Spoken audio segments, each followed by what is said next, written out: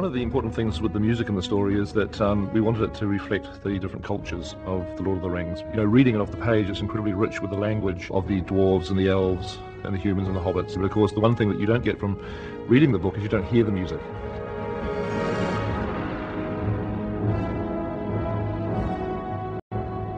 This project was daunting, and quite often I felt like Frodo. You know, I would wake up and say, why me? Why have I been chosen to carry this ring? And many times I'd hear Peter's voice along the way saying, you are the one that must do this. You must create the music of this film.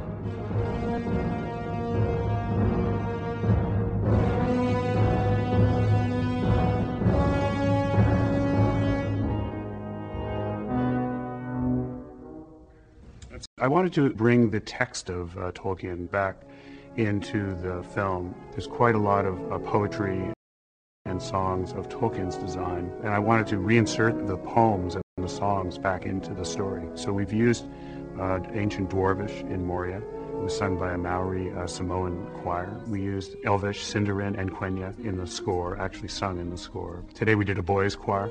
So this was a way to get some of the detail of the story back into the film.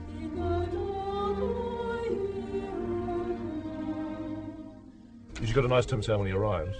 Yeah. I think it's a Tim sound. Am I starting to learn the names of all these things? Yeah. Or what? Music is certainly an area that I have no expertise and very little knowledge and understanding of. I don't know any of the terminology. I don't know what half the instruments are called.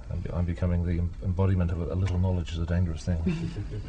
I know things that I like to hear. I mean, if I hear something, I can sort of somehow try to express to Howard whether I liked it or I didn't like it and offer suggestions. But fortunately, Howard needs very little guidance.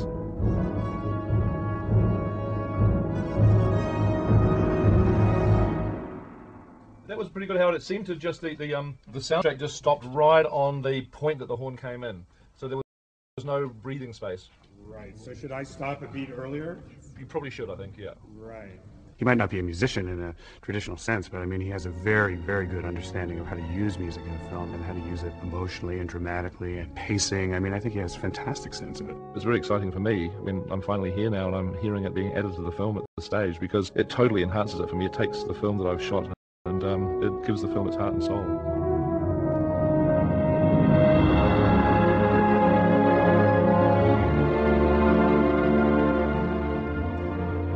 The score is very classically operatic feel. It's designed really to transport you into another world. It just seemed right for Middle-earth. I mean, it's a very ancient story. It's 7,000 years ago, and I wanted it to have a feeling of antiquity, and I wanted it to have a historical feel, and I wanted it to have a feeling that it was maybe you discovered the score somewhere in some old locker somewhere at the bottom of a sunken ship or something, you know.